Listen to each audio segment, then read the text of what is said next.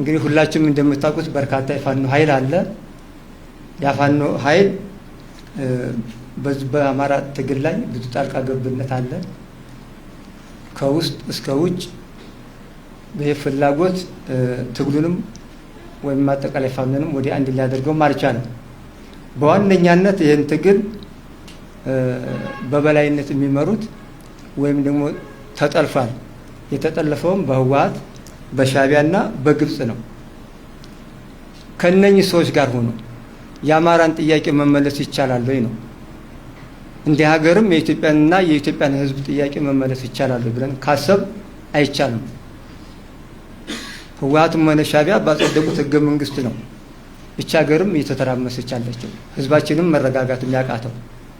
ስለዚህ ከነዚህ ኃይሎች ጋር ሆኖ በምንም ተአምር የአማራን ጥያቄም ሆነ የሀገራችንን ጥያቄ ማስመለስ አይቻልም የሚል እምነት አለ። አሁንም ሀገራችን እያተራመሱት ያለ ህወሓት ሻዕቢያና ግብጽ ናቸው።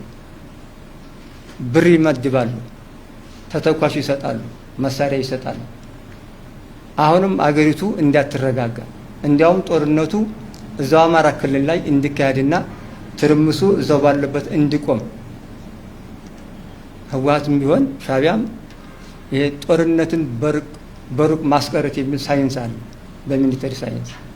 ስለዚህ ወደ እነሱ ማንኛውም አይነት እርምጃ እንዳይወሰድ፣ ትንኮሳ እንዳይደረግ፣ ጦርነቱ እዛው አማራ ክልል ላይ ትርምሱ እዛው አማራ ክልል ላይ እንዲቀጥል የሚያደርጉበት ስትራቴጂ ነድፈው እየሰሩ ነው ያለው። ይሄንን እኛ መቀበልም አንችልም።